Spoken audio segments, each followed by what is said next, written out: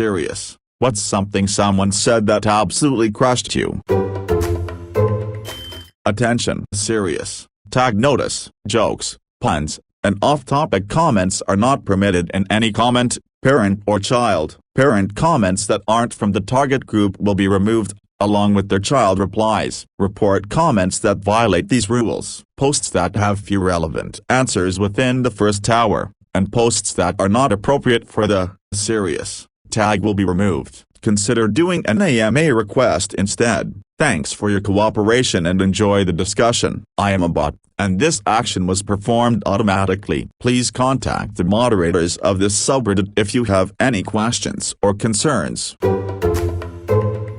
Was about 30 minutes into my workday when I got a call from my mom. I ignored it, but saw she left a VM. She normally doesn't call me during work, so I checked the VM and she's frantic saying my dad has been in an accident and was taken to a hospital about 15 minutes from where I worked. I immediately started freaking out and I carpool, so I didn't even have a car to get to the hospital. Thankfully, a coworker offers to drive me and I meet up with my mom and we're just waiting for any information. They take us to a room and said the doctor would be with us shortly. At this point, I'm scared but optimistic that he's okay, but I should have known better. There was another family that arrived around the same time as us, and when they got them they ushered them straight to the room their loved one was. After a few minutes, a doctor comes in and tells us that he's dead and they suspect it was a heart attack but won't know officially until they perform an autopsy. Upon hearing the words that my father was dead, my knees just gave out and I immediately started crying like a baby. It's by far the worst thing I have ever heard and I feel it's forever burned into my memory. I think having that optimism while waiting made it even worse. It's been 12 years, but I still cry when writing or thinking about it too much. I still have my dad alive and kicking, but boy do I know what it's like to almost lose him. I was about the same age as you were when you lost your dad. Actually, he voluntarily went to a psych ward for suicidal ideation half a decade ago, almost exactly a year after I sent my S.O.to-1 for attempting. I still wasn't even fully recovered from that first event. It was soul-crushing to realize that he was, in fact, not getting a better hold on his PTSD and very nearly took his own life because of it. I, a full-grown man, was pacing along the street to my house in the middle of the night, just sobbing and telling him that I still needed him here and would be lost without him. I am so sorry that you've had that happen to your dad, and I wish you all the healing and strength in the world. Every time I think about my grandpa who passed from multiple myeloma 10 years ago, I just realize how much he's missing. He never met my youngest brother, he never met my boyfriend, won't see us kids get married, sharing birthdays, Christmas, or Easter. His crappy wife sold the house after having an estate sale, never told my mom or aunt. We got to see it one last time thanks to the new owners, who knew my grandpa and owned the house before him. They tore it down sadly. All I can do is be thankful for the time I did have with him. I have so many memories, even from when I was 3, going out there on that farm having M&Ms and exploring his broken old bicycle junkyard and feeding the chickens, but mostly just building corn castles lol, running through the cornfields or crushing cans in the garage, petting the cats and playing with the dogs, admiring the huge willow tree and scaring my brother about monsters on a giant snow pile, messing up the clothesline, going up creaky stairs to explore the barn with my cousin and driving a four-wheeler on his lap when I was 4. Just remember how much you enjoyed each other's company. It's so sad, but they loved you to the moon and back and wish you all the best in your long life. Many years ago in 8th grade health class I learned about the birds and the bees and realized that I had been sexually abused as a child. I was crushed and traumatized. I told my mom after days of self-struggle, and nothing came of it. Senior year of high school I get admitted to an inpatient mental health facility after my suicide note was discovered. In family therapy I was talking about the sexual abuse and my mom tells me, "I don't remember that. I must have forgotten you telling me." I was shattered. Yeah, I was 15, and my best friend, a neighbor for my entire life, had died in a car crash. Someone called and told me, but I laughed at them because I had just been to his house a few hours earlier and he was fine. I told my mom, and she said it was probably nothing, so I went on with my day. Then she came home and there was a knock on the door. She called me into the room, and the look on her face gave it away. All she could muster was yeah. But that was plenty enough to send my world spiraling down around me. It's been almost 6 years without him, and nothing's ever been the same. Rest in peace, my dude.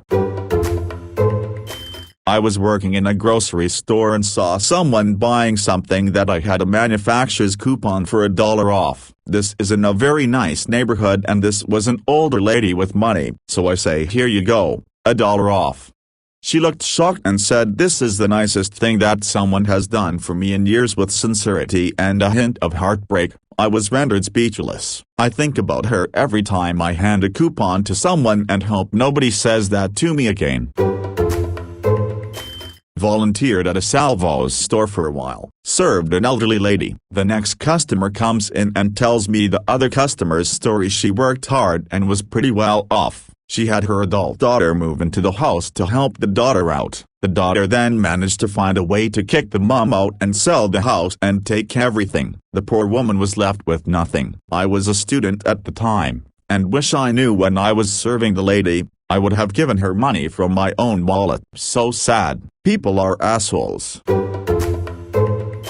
I did this to my now wife. She surprised me by taking me out to eat at a fancy restaurant. I told her truthfully that no one had ever done anything like that for me before. I was 25 at the time. My family and life wasn't bad, but the most I got for a birthday was a birthday card and a $3 bag of candy from Walmart. I was never taken out to eat or given any other friendly surprise just because they wanted to, with no other ulterior motive before then. It's now happened many times and I still love each one.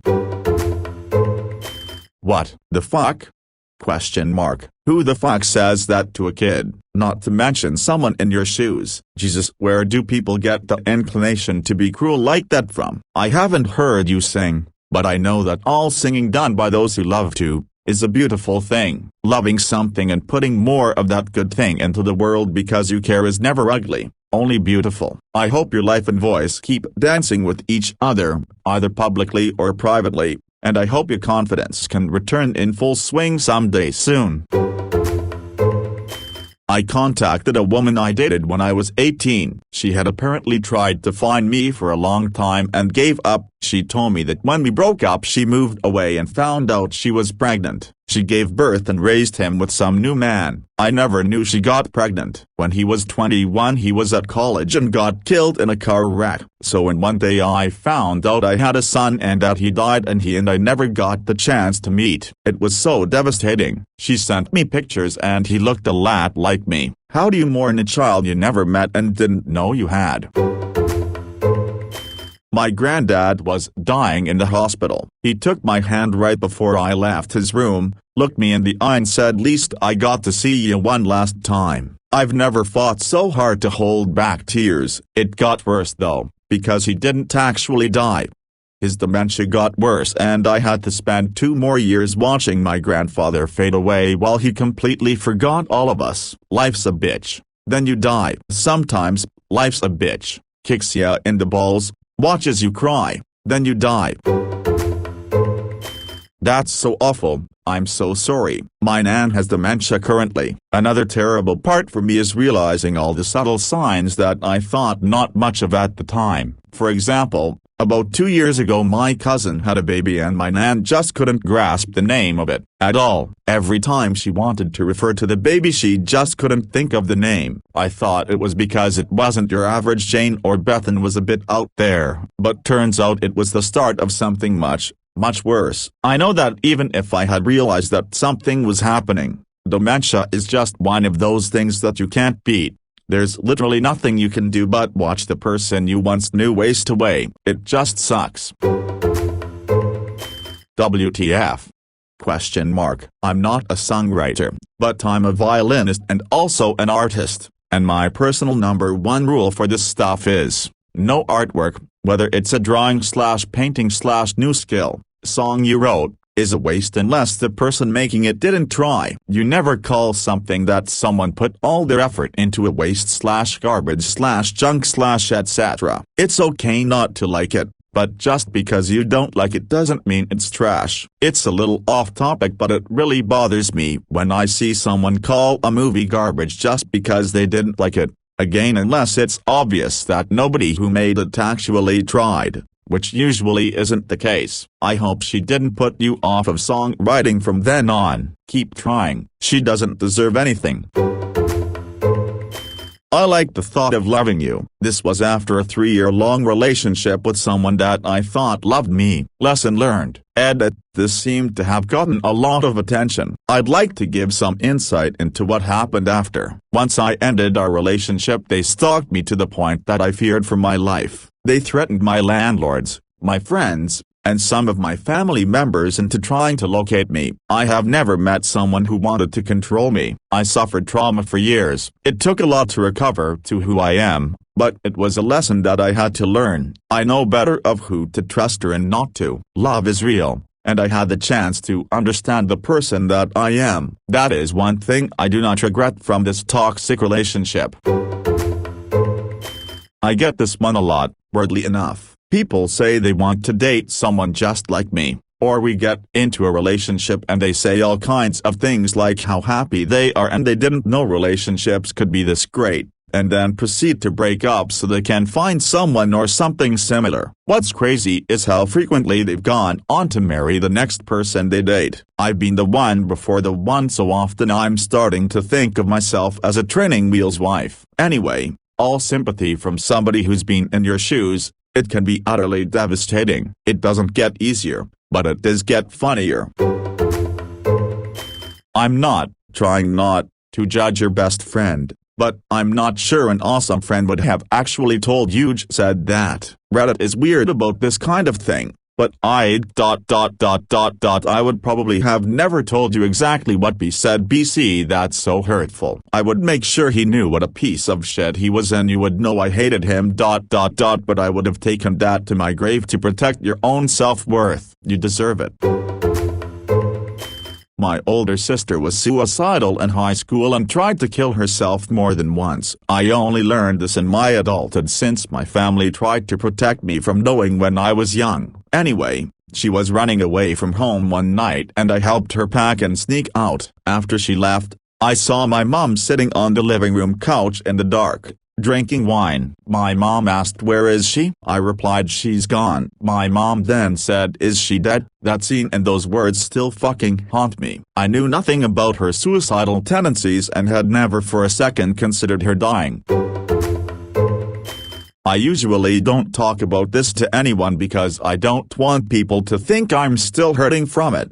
But after my heart transplant at age 10, a little while after my parents divorced, told me that my medical issues were too hard for him, so he's giving up his right to see me anymore to work on his family. I was a child dealing with a really traumatic issue already. To hear that from someone I thought really loved me was a mighty shock. The day my dad told me he loved my brothers but not me, I had known it for years, but to hear it I finally had a snap in my head. I was about 14 at the time. It kind of hurt. He adopted me when I was 4 when he married my mom. They had 2 kids together plus me. That hurt for a long time, but I finally got over it and moved on with life. I haven't spoken to my dad in years and I am very happy about it. Last time I saw him I told him some really bad hurtful things. It was a happy day for me. My grandmother, who has been sick with motor neuron syndrome, has been bedridden for a couple of months now. Last week she asked me, "Where is euthanasia legal?" I think at this point it's better to just die. It's already been heartbreaking seeing her get weaker and weaker over the past few months. As before that she was completely healthy. She had beaten breast cancer 5 years prior, and near her 69th birthday she told the family her arm felt weak, but we didn't think it was anything that bad. Push forward 1 year and she can barely move or eat, and she only weighs 30 kgs now. Those kinds of diseases are horrible to watch people you love go through. I'm so sorry. I hope you won't find this callous to say, but there is a documentary I recently watched called Choosing to Die, which might offer at the very least some comfort in understanding her perspective and coming to terms with, well, her own coming to terms. It is a documentary which follows the late and beloved author Terry Pratchett after he was diagnosed with Alzheimer's and while he explored the idea of medically assisted death in Switzerland. It's heartbreaking, and again I really hope this isn't insensitive to suggest, as I know everyone processes this kind of grief differently, but it gave me some new perspective that may or may not be useful for you or your grandma. When I was in college, my parents' church partially funded my mission trip to Honduras. The condition was I had to give a slideshow and presentation of photos when I came back. I was nervous AF because I hate being the center of attention and speaking in public, but I made it through and thought I did a good job. So after I finished, the minister came up to me and said, blah blah blah. I was like, what? And he said, that's what you sounded like up there. I couldn't understand a word. Literally set me back decades in my confidence on speaking in front of other people. Still, at age 45 I think about that before I have to do it. My mother's mental illness was flaring up really badly when I was a kid, and she got super pissed at me over something and told me she'd get me a rope for my 13th birthday, which was a couple of days or a week or so away, so I could get rid of myself and then the family could be happier. I hadn't been officially diagnosed yet, but I was already struggling with symptoms of depression, so that was pretty fucking rough. That's usually what I hear when I'm having suicidal thoughts. I can't even imagine hearing this. I always thought that I was good at empathizing with people, but I can't even fathom how much that would hurt. When I was in 8th grade, someone I knew the prior year took her life. I didn't know her too well, but my band teacher, she and I had jazz band together, was visibly distraught. Never being around something like that, I imagine thought that was excessive. I hate that thought. He took it extremely well, now that I look back on it. But just last year my cousin told me about what he saw at the funeral. The girl's mother was crying rivers the entire time, clutching a soaked teddy bear. I hate thinking about what that mother went through. I do wish that I knew her better so that maybe I could help in any way. She was such a nice girl and so much fun to be around. Just thinking about her makes me want to cry. And I barely knew this girl. If I heard those words that you did, I don't know if I could handle it. I can't imagine what you went through, and I really hope you are able to get over it, or that you are currently. When I was in art school, I was doing a module focusing on writing and drawing children's books. That was my dream. One lecturer told me I should focus on writing and quit drawing. The other told me my writing was too cerebral and I should give up that part. Eventually I graduated, but haven't done a story since. I'm terrified because my drawings aren't great, much less now, like 7 years later, and my writing is shit. So why should I bother? Now I'm at a dead-end job, unhappy as can be and frustrated and sad every day. Living the life. Huh? Teachers can be such shit people, and when they are, I wonder if they know the impact their shittiness is having on the younger people who hang on to their every word.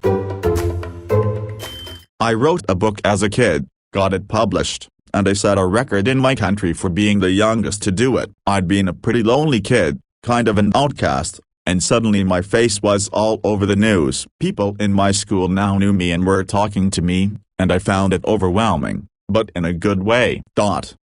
And I remember a particularly nasty boy. He looked at me coldly as I chatted animatedly to someone else and said, "You know that they're only talking to you because you wrote that book, right? Don't act like you're suddenly popular. Everyone will forget about this after some time and you will just be some loser."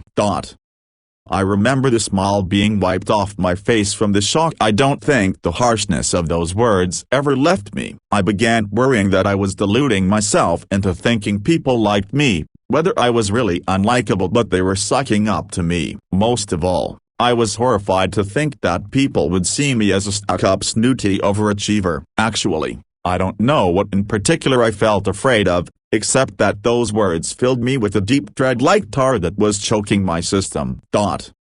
I found it hard to take pride in my achievements after that, and I avoided talking about my book or anything else I'd done to people even when it was brought up. Writing itself began to bring me shame, and it breaks my heart because I've always loved writing. I've only recently been able to bring myself to write again, and I couldn't believe how much I missed it.